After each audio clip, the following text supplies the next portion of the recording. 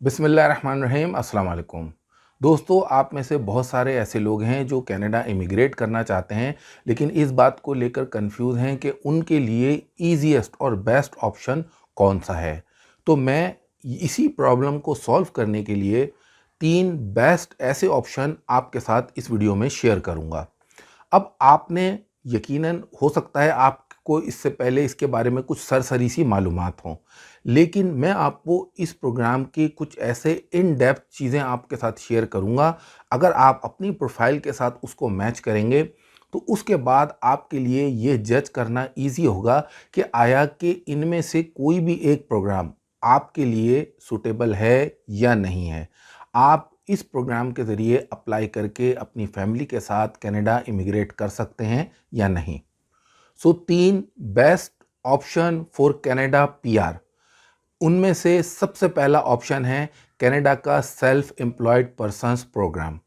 आप में से बहुत सारे लोग ऐसे हैं जो कि फ्रीलांसर हैं या सेल्फ सफिशिएंट हैं, यानी वो कहीं बाकायदा एम्प्लॉय नहीं हैं किसी कंपनी के साथ, बल्कि वो कॉन्ट्रैक्ट वगैरह की बेस पे काम करते हैं और वो अपनी इनकम जनरेट करते हैं।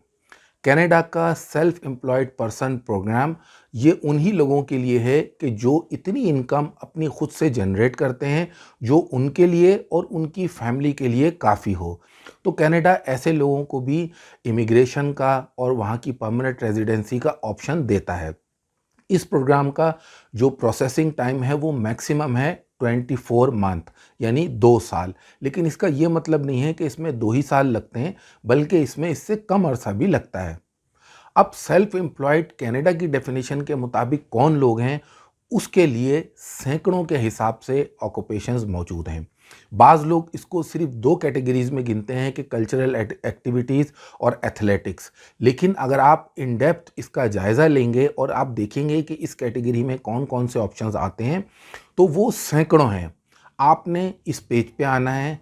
इस पेज पे आने के बाद आपको एक तो इस प्रोग्राम के बारे में कुछ अहम इन्फॉर्मेशन मिलेगी।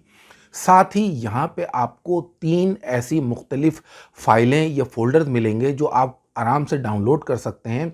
उनमें तकरीबन इसमें जो ऑक्यूपेशंस आते हैं, मुख्तलिफ ऑक्यूपेशंस हैं, फ़ोटोग्राफ़र, डांसर, राइटर, ऑथर और स्कल्प्टर और बहुत सारे इसमें ऑक्यूपेशन हैं।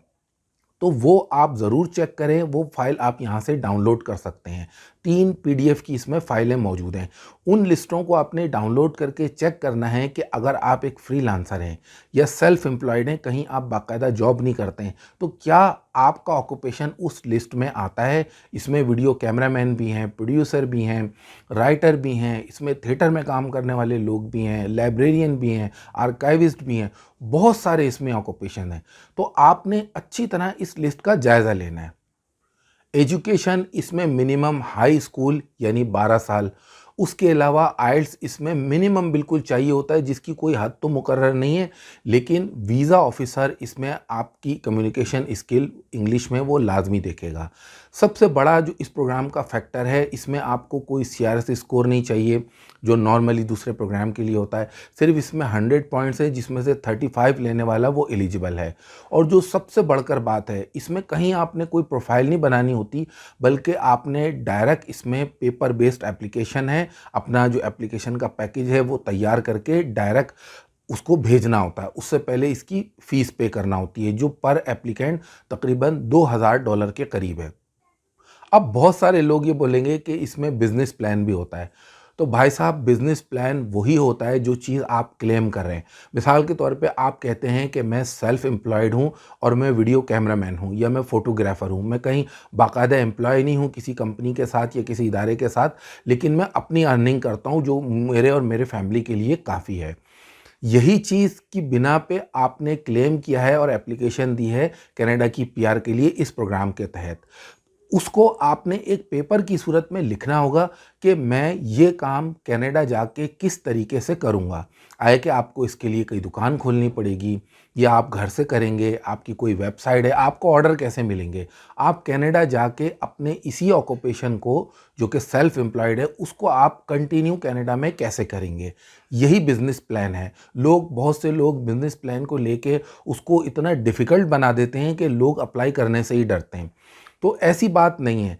असल में अगर आप जेन्युइनली एक सेल्फ एम्प्लॉयड हैं या फ्रीलांसर हैं और आप ये समझते हैं कि आप अपने काम को कनाडा जाके कंटिन्यू कर सकते हैं और इतनी इनकम जनरेट कर सकते हैं कि वो कनाडा में आपके गुजारे के लिए और आपकी फैमिली के लिए काफ़ी होगी, इसी चीज़ को आपने एक पेपर पे लिखना होता है, वही आपका बिजनेस प्लान होता है।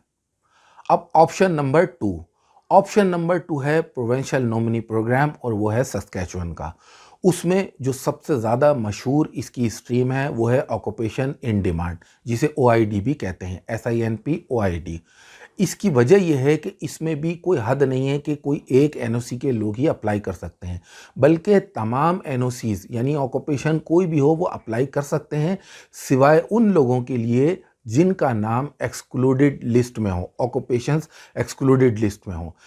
अब लो रिक्वायरमेंट और ये बेस्ट प्रोग्राम क्यों है, इसका सबसे बड़ा जो एक मेन फैक्टर है वो ये है कि इसकी कंटिन्यूस ड्रॉज होती हैं, यानी जब आप अप्लाई कर देते हैं, फ्री अपना प्रोफाइल बना लेते हैं, आपके एलिजिबिलिटी पॉइंट बनते हैं जो कम से कम 60 होते हैं। तो ऑब्जर्वेशन में ये आया है कि 60 से 70 के दरमियान जिन लोगों के पॉइंट्स बनते हैं उनका अमूमन सिलेक्शन हो जाता है और जल्दी जल्दी ड्रॉज इसकी हो रही हैं, एक महीने में 2-2 बार इसकी ड्रॉज हो रही हैं, यानी जिन लोगों ने अप्लाई किया होता है उस पर उनका एक जो पहला डिसीजन होता है वो आ जाता है कि आगे वो फर्दर प्रोसेस करें या नहीं करें, उनका सिलेक्शन हुआ या नहीं हुआ। ये एक इसका बहुत बड़ा फैक्टर है, काफ़ी ज़्यादा फास्ट है ये। नॉर्मली जो PNPs होते हैं उनमें काफ़ी ज़्यादा टाइम लगता है, लेकिन SINP यानी सस्कैचुअन का ऑक्यूपेशन इन डिमांड ये काफ़ी ज़्यादा फास्ट है। असल में जो पॉइंट्स की फाइनल कैलकुलेशन है वो इमिग्रेशन अथॉरिटीज़ करते हैं, तो आपने उसमें ज़्यादा उलझना नहीं है, आपने सिर्फ ये देखना है जो मैंने आपको बताया है। उसके बाद अगर आप इंटरेस्टेड हैं कनाडा की PR के लिए सस्कैचुअन के थ्रू, तो आप इस प्रोग्राम में अप्लाई कर सकते हैं। अब नंबर 3 पे best option for Canada PR वो क्या है, तो दोस्तों वो है कनाडा का फेडरल एक्सप्रेस एंट्री सिस्टम, जिसमें इसके 2 हिस्से हैं, एक है फेडरल स्किल्ड वर्कर और दूसरा है ट्रेड वर्कर्स। 2 इसके पोर्शंस हैं। इसमें भी 0 A B C D तमाम जो NOCs और उसके अंडर आने वाले ऑक्यूपेशन हैं, तकरीबन वो तमाम ही लोग इसमें अप्लाई कर सकते हैं। जो सबसे बड़ा इसका फैक्टर है, इसमें जॉब ऑफ़र की ज़रूरत नहीं होती है, ये बहुत बड़ा एडवांटेज है। ये ज़रूर है कि इसमें आइल्स थोड़ा सा आपको हाई चाहिए होता है कम्पीट करने के लिए, क्योंकि दुनिया भर से इन 2 प्रोग्राम्स के लिए एप्लीकेंट बहुत ज़्यादा होते हैं। एक्सप्रेस एंट्री का एक और फ़ायदा ये है कि अगर आपका CRS स्कोर कम भी बनता है तो आप उसे इंक्रीज़ कर सकते हैं, जिसके बहुत सारे रास्ते हैं। पहला रास्ता उसमें यह है कि जॉब ऑफ़र इसमें आप हासिल कर सकते हैं, क्योंकि इसमें आपको एक जॉब सीकर कोड मिल जाता है जो आप कनाडा का जो जॉब बैंक है और अपना जो रिज्यूमे है वहाँ आप यूज़ कर सकते हैं। तो हालांकि इस प्रोग्राम के लिए जॉब ऑफ़र की ज़रूरत नहीं होती, लेकिन उस सूरत में अगर आपका CRS स्कोर कम है तो आप फिर अपना जो जॉब सीकर कोड है उसे अच्छी तरीके से यूज़ करते हुए आप एक जॉब ऑफ़र लें, उससे आपका फ्यूचर भी सिक्योर होगा और आपकी सिलेक्शन के चांसेस ऑलमोस्ट 90-98% हो जाएंगे। इन तीनों प्रोग्राम्स के लिंक्स आपको इस वीडियो के डिस्क्रिप्शन में मिल जाएंगे। इसी तरह जो सेल्फ एम्प्लॉयड पर्सन प्रोग्राम है उसमें जो ऑक्यूपेशन की 3 लिस्टें हैं, मैंने उसका लिंक भी दे दिया है। अगर लिंक आपको फाइंड करने में दिक्कत होती है तो आप मुझे ईमेल कर सकते हैं। आप मुझे ईमेल करें, मैं वो ऑक्यूपेशन की 3 लिस्टें आपको ईमेल के ज़रिए भेज दूँगा। तो दोस्तों ये वीडियो आपको कैसी लगी? अगर अच्छी लगी तो इस वीडियो को लाइक कीजिए, अगर अच्छी नहीं लगी तो डिसलाइक कीजिए।